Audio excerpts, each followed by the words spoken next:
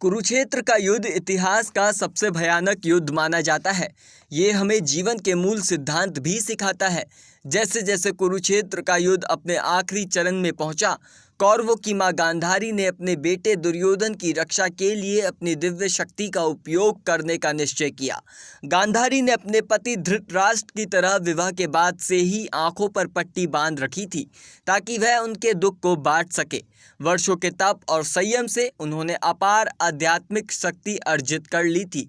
गांधारी जानती थी कि अगर वह अपनी आंखों से दुर्योधन को देख लेंगी तो उनका आशीर्वाद उसे अजय बना सकता है।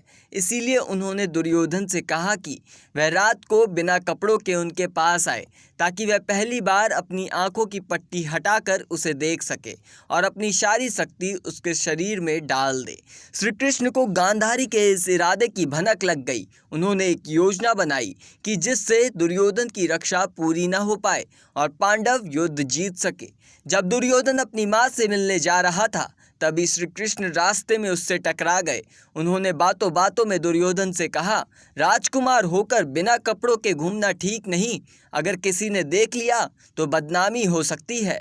दुर्योधन को कृष्ण की बात लग गई और वह अपनी लज्जा के कारण कमर के नीचे केले के पत्ते से ढककर अपनी मां के पास पहुंचा। गांधारी ने जैसे ही पट्टी हटाई और दुर्योधन को देखा, उनका आशीर्वाद केवल उसके उन अंगों पर ही असर कर सका जो खुले थे। उसकी जांघ और कमर जो केले के पत्तों से ढकी थी, उस पर उनका आशीर्वाद नहीं लग सका और वह हिस्सा कमज़ोर रह गया। युद्ध के अंतिम दिन श्री कृष्ण समझ जाते हैं कि अगर भीम नियमों का पालन करता रहा तो वह दुर्योधन को नहीं हरा पाएगा। इसीलिए वह अर्जुन से कहते हैं वह भीम को उसकी प्रतिज्ञा याद दिलाए। दरअसल भीम ने कसम खाई थी कि दुर्योधन की जांघ तोड़ेगा, क्योंकि दुर्योधन ने द्रौपदी को अपनी जांघ पर बैठने को कहा था।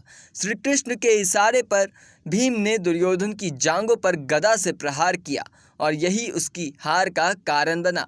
इस प्रकार पांडवों को विजय निश्चित हुई।